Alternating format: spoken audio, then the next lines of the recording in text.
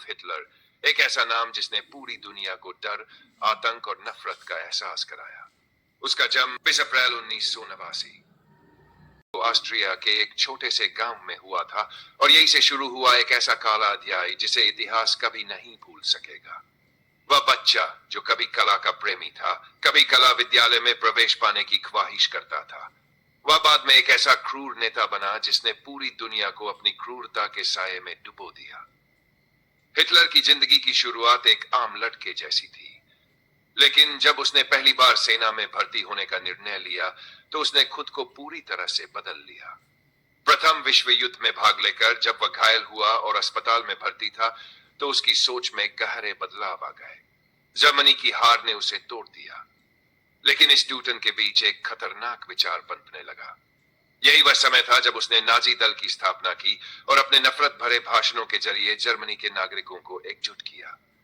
यहूदियों को दोषी ठहराना देश की पराजय के लिए हिटलर ने यही काम शुरू किया। नफरत की आग को उसने इतनी ताकत दी कि जर्मनी में सैकड़ों हजारों निर्दोष यहूदियों को केवल उनके धर्म के कारण मार डाला। हिटलर के भाषणों ने जनता को यह विश्वास दिलाया कि केवल वही जर्मन लोगों का उद्धार कर सकता है।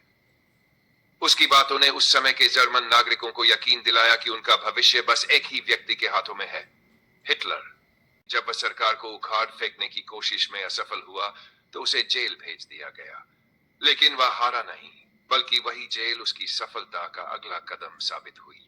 वहां रहते हुए उसने अपनी किताब मीन कैम्फ लिखी, जिसमें उसने अपनी विचारधारा और नाजी दल के सिद्धांतों को स्पष्ट किया।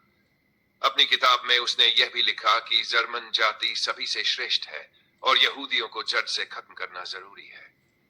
जर्मनी की स्थिति बिगड़ी, बेरोजगारी बढ़ी और हिटलर ने लोगों को एक नया सपना दिखाया। जर्मनी के चांसलर बने और फिर उसने पूरी दुनिया में अपना आतंक फैलाना शुरू कर दिया। नाजी दल ने जर्मनी को एक ऐसी ताकत बना दिया जिससे पूरी दुनिया घबराने लगी। हिटलर ने चुपके चुपके यूरोप के विभिन्न देशों पर कब्जा करना शुरू किया और द्वितीय विश्व युद्ध की नींव रखी। वह युद्ध जिसने लाखों निर्दोषों की जान ली, वही युद्ध हिटलर के लिए एक आत्मघाती कदम साबित हुआ। जब उसकी सेनाओं ने रूस पर हमला किया तो उसकी स्थिति खराब होती गई। हिटलर की सेनाएं धीरे धीरे हारने लगीं और 30 अप्रैल को जब रूसियों ने बर्लिन पर आक्रमण किया तो हिटलर ने आत्महत्या कर अपनी जिंदगी का अंत किया। क्या आपने कभी सोचा है कि वह आदमी जिसने लाखों लोगों की जान ली खुद कैसे टूट चुका था? हिटलर के अंत ने यह साबित कर दिया कि किसी भी शक्ति का अत्यधिक घमंड, नफरत और क्रूरता अंततः खुद व्यक्ति को ही नष्ट कर देती है।